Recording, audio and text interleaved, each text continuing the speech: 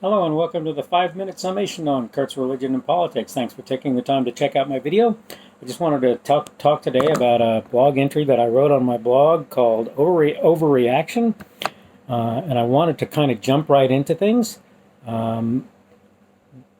There are obvious problems in these days, and I don't think this is really all that new, but the point is these days you see a lot of overreaction. And one example that I can come up with very readily is where walking into a neighborhood with a bandana on that's the wrong bandana, or clothes on that are the wrong color or whatever, can literally get you killed or injured, right? And that's of course something that shouldn't be considered reasonable by any means.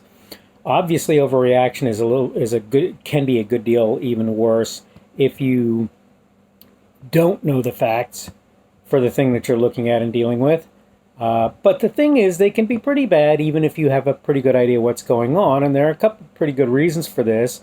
One of them being that if you're unfamiliar with a given type of situation, you may not really know very well how to react or respond to it, and you may, if you react in haste, do so in ways that are really not proper for the situation that you're dealing with. And of course, the second reason is that when people learn about things and they allow them to sort of foment and to bubble and to get into their psyche and so forth, what'll happen is they'll get angry about those things and they'll react in anger. And reaction in anger is really a bad thing, right?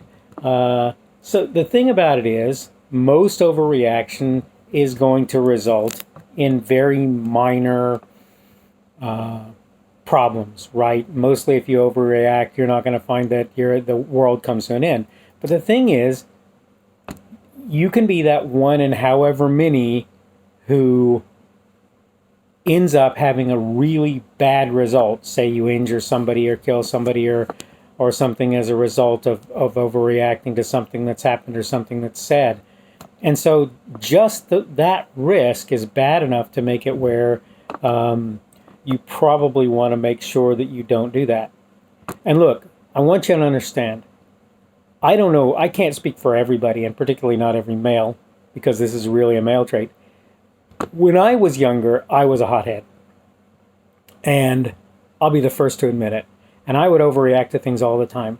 And I have to tell you, it's very hard for me to not do that same thing today. I have to work very hard, and sometimes I still do, though I work very hard to make it so that I don't. But what you need to understand is, as much as I don't want to admit it, I can be hot-headed and I can do things in ways that are really, really uncalled for if I'm not careful. So I'm trying very hard to make sure that I don't do those things, and I think you should do that too. Now, this is the thing. Your parents might have said something to you when you were a kid, like, now count to 10 before you react. And you would think that somebody looking at this after many years of having heard that sort of thing or heard about that sort of thing, because I don't think my parents ever did that, but would say, that's just hokey.